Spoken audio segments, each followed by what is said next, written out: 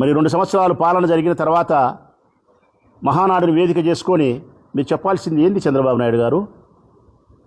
ఈ 2 సంవత్సరాల ప్రభుత్వాన్ని మీరు ఏ విధంగా నడిపినారో చెప్పాలా, మీ పర్ఫార్మెన్స్ ఏ విధంగా ఉందో చెప్పాలా, సంక్షేమాన్ని ఏం అందించినారో చెప్పాలా, అభివృద్ధి ఎక్కడ చేసినారో చెప్పాలా, సంపద ఎంత సృష్టించినారో చెప్పాలా, ఎన్ని అప్పులు తీర్చినారో చెప్పాలా.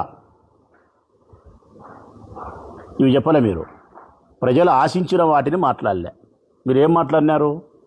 మొదలు పెట్టిన కానుంచి 27, 28 2 రోజులు ఆద్యంతము మీరు మాట్లాడేది మహానాడు ఏంటంటే కనుక కోట్ల రూపాయలు ఖర్చు పెట్టి రాష్ట్ర వ్యాప్తంగా 175 నియోజకవర్గాల్లో వర్చువల్ మహానాడు అని చెప్పి క్లస్టర్ల వైజుగా, అంటే ఉదాహరణకు ఒక కాన్స్టిట్యున్సీ ఒక 15-20 చోట్ల మహానాడు నిర్వహించడం, కోట్ల రూపాయలు ఖర్చు పెట్టినారు.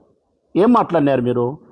ప్రజలు మీ నుంచి ఆశిస్తూ ఉండే సంక్షేమాన్ని, అభివృద్ధిని, మీ పనితీరును, లేకుంటే మీ ఆత్మపరిశీలనలో ఇది చేసినాం, ఇది చేయలే, ఈ సంవత్సరం ఇది చేస్తాం. ఇప్పుడు ఉదాహరణకు 60 సంవత్సరాలు నిండిన వారికి పెన్షన్ ఇవ్వాలా, 2 ఏళ్ళు అయింది, ఒక కొత్త పెన్షన్ ఇలే. ప్రజలు ఏం చూస్తారు నీ నోటు వైపు? చంద్రబాబు నాయుడు రాష్ట్ర ముఖ్యమంత్రిగా ఇదిగో ఇప్పుడు పెన్షన్ ఇస్తాము అని ఎప్పుడు చెప్తాడా అని నీ నోటి దిక్కు చూస్తారు. అంతే కదా? నీ నోటి వైపు నుంచి జగన్ షడ్డనా కొడుకు, జగన్ దుర్మార్గుడు, రాజశేఖర రెడ్డి ఫ్యాక్షనిస్టు, ఈ అవసరం లేదు వాళ్ళకు. నీ నోటి నుంచి ఆ మాటల వలన వాళ్ళకు జరిగే ప్రయోజనం లేదు కాబట్టి వాళ్ళు ఆశించరవి.